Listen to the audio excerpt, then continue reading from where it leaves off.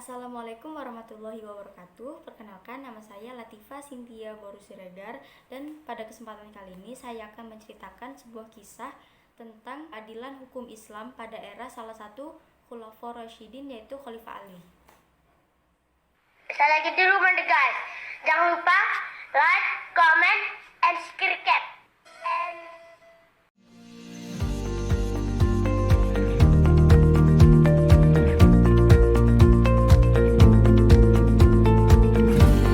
Audio Jungle.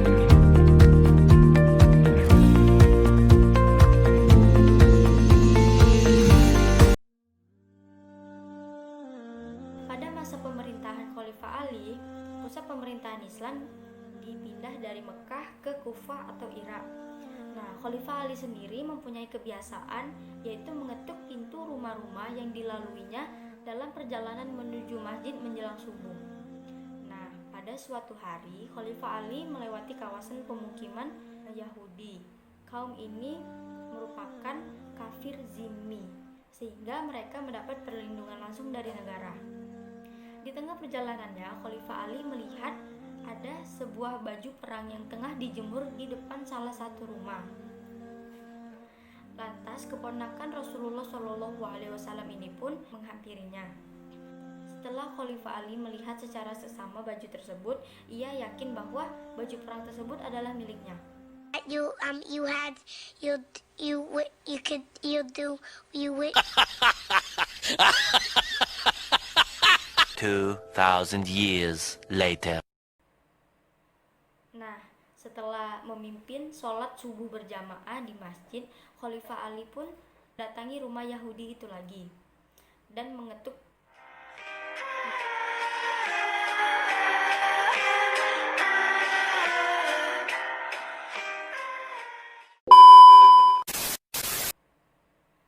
Nah, setelah memimpin sholat subuh berjamaah di masjid, Khalifah Ali pun datangi rumah Yahudi itu lagi dan mengetuk pintu rumah.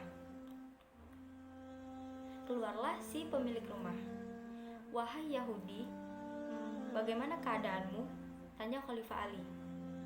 "Baik-baik saja, wahai Khalifah," jawab si pria Yahudi tersebut. Lantas setelah itu Khalifah Ali langsung berterus terang kepada si Yahudi. "Di tengah perjalananku, aku melihat ada sebuah baju perang yang tengah dijemur di depan rumahmu. Apakah baju perang tersebut kepunyaanmu?" Selidik Khalifah Ali. "Baju perang tersebut dijemur di depan rumahku." "Ya, tentu saja baju perang itu punyaku," jawab si pria Yahudi tersebut. "Tapi aku yakin itu milikku," tegas Khalifah Ali sambil menunjukkan beberapa ciri-ciri yang benar ada memang berada di baju perang tersebut.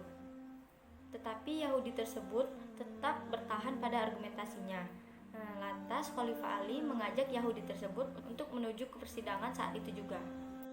Sampailah mereka di gedung pengadilan. Khalifah Ali masuk diikuti oleh si Yahudi. Dengan mata kepalanya sendiri, kafir zimmi tersebut melihat tidak ada perlakuan khusus terhadap sang khalifah.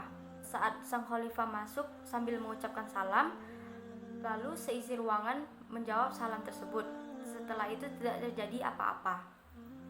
"Wahai khalifah, silakan mengantri," kata hakim. Khalifah Ali pun langsung menuju ke barisan antrian dari yang paling belakang.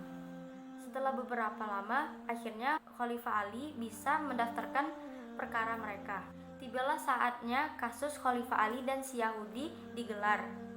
Di hadapan mata mereka, sang hakim bertanya apa pokok permasalahan mereka. "Saat aku lewat di depan rumah dia, aku melihat ada sebuah baju perang yang tengah dijemur. Dan setelah melihatnya secara seksama dan baik-baik, aku yakin betul bahwa baju perang tersebut adalah milikku," terang Khalifah Ali. "Bagaimana menurut engkau?" tanya sang hakim kepada si pria Yahudi. "Baju perang tersebut dijemur di depan rumahku. Tentu saja aku mengatakan bahwa baju perang tersebut adalah milikku, wahai hakim," tegas si pria Yahudi. "Apakah engkau bisa menghadirkan saksi-saksi yang bisa membuktikan bahwa baju tersebut adalah milik engkau, wahai khalifah?" tanya sang hakim kepada Khalifah Ali. Yang mengetahui baju perang tersebut adalah kepunyaanku adalah anak-anakku Hasan dan Hussein dan istriku, ujar Khalifah Ali.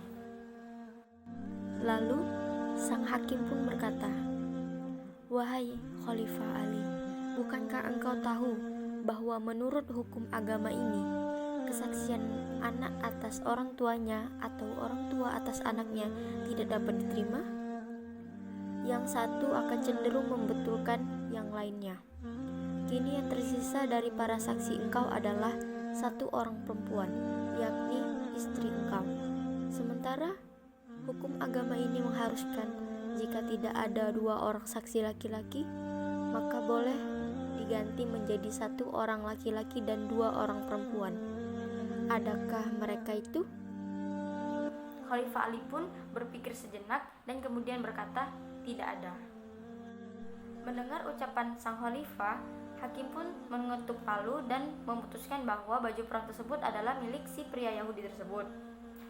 Kebetulan sidang tersebut adalah yang terakhir di jadwal hari itu, maka sang hakim turun dari kursi kebesarannya untuk menyalimi Khalifah Ali.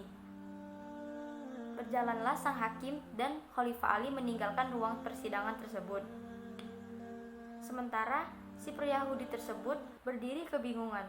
Ia bingung sebab selama hidupnya ia belum pernah mengalami sistem dan akhlak kepemimpinan yang adil seperti itu.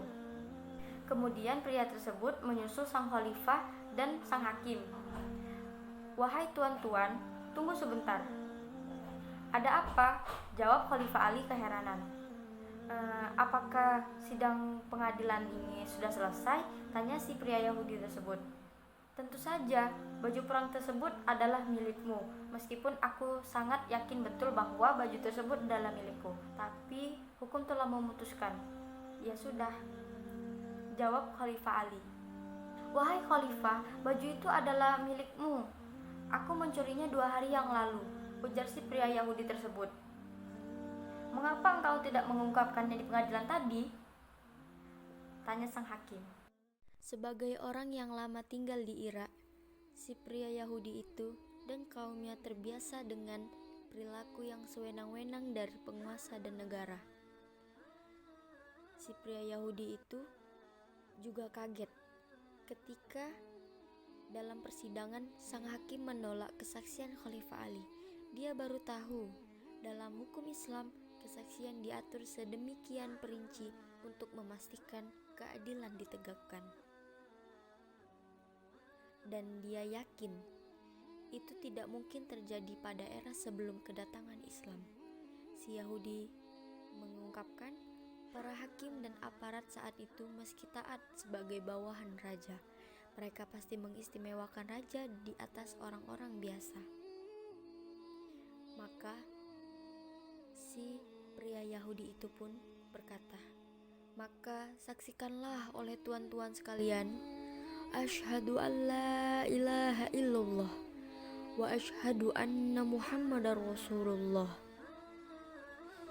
Khalifah Ali dan sang hakim pun bertakbir, Allahu Akbar.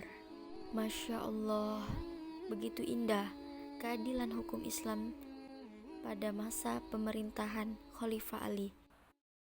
Mungkin hanya itu yang dapat saya sampaikan. Semoga video saya tadi bisa bermanfaat di kemudian hari dan teman-teman sekalian bisa mengambil hikmah dari kisah tersebut.